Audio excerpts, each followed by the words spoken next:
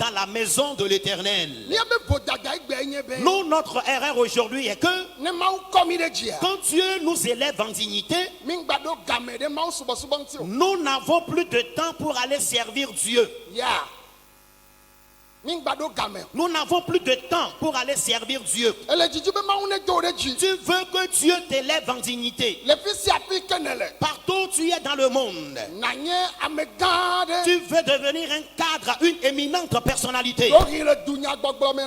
Peut-être dans les affaires de politique, ou bien en matière d'économie, ou partout où tu es dans ton service, dans tes affaires. Tu veux que Dieu t'élève en dignité. Dans la spiritualité de Dieu, Dieu lui, il souhaite toujours et toujours le bonheur de ses enfants. Mais quand Dieu finit de nous élever, c'est le jour du réveillon qu'on doit se pointer à l'église. C'est le jour des cultes d'obsèques de quelqu'un qu'on doit se rendre à l'église. C'est le jour de certaines cérémonies qu'on se rend à l'église.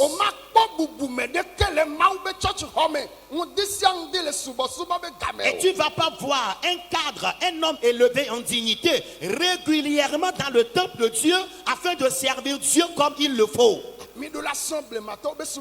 On doit imiter l'adoration de nos prédécesseurs. Quel cœur possèdes-tu? Et quelle est ta mentalité aujourd'hui? Dieu veut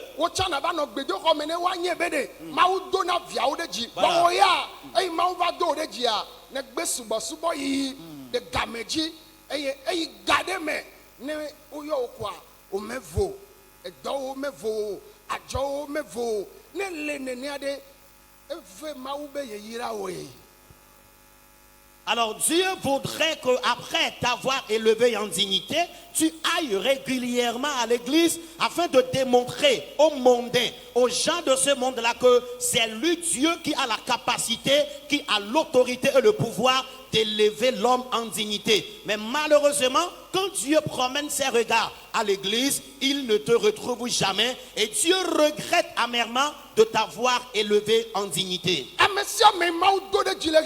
Quiconque que Dieu a élevé en dignité dans le monde, je te lance encore un appel aujourd'hui. Fais tout et sois ponctuel aux heures d'adoration. Combien d'heures nous consacrons pour servir Dieu? Quand nous allons à l'église à 8 heures, au plus à 11 heures, on clôture le culte. Ou à 10h30 déjà le culte est clôturé. Certains cultes qui prennent 2 heures de temps seulement. Mais l'homme se dit, je n'ai plus de temps pour aller servir mon Dieu à cause de mes affaires, à cause de mon boulot. David, bien sûr que Dieu l'avait élevé en dignité, c'est maintenant même qu'il est plus attaché à l'adoration de Dieu. Pendant qu'il dirigeait Israël, ils sont allés ramener l'arche de l'alliance de Dagon. Alors pendant qu'il célébrait le Seigneur, David dansait. David dansait malgré son titre. Et le pagne royal qu'il portait était tombé. Amen. Amen. Le pagne royal qu'il portait était tombé. Écoutez-moi très bien. Et son épouse l'a vu, la reine. Il a dit, mais roi, qu'est-ce que tu fais comme ça? Et un grand roi va se mettre à danser comme ça. Écoutez la réponse que David a donnée à son épouse, la reine. Amen. Amen.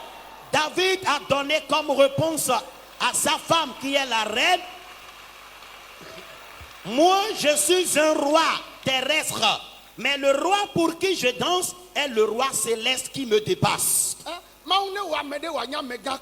Alors, que Dieu fasse de quelqu'un un cadre, une éminente personnalité. Quand la personne arrive à l'église, comme lui c'est un cadre, tout ce qu'il fait, il le fait avec classe. Parce que lui, c'est une autorité, un cadre. Non. Même les cadres dansent à l'église. Les cadres louent le Seigneur. David l'avait fait à son époque. Le roi qui dirigeait Israël, il a loué l'Éternel.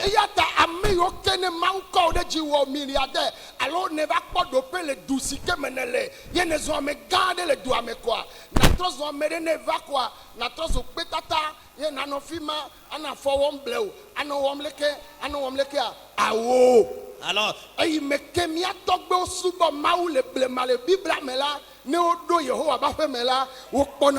alléluia. Alléluia.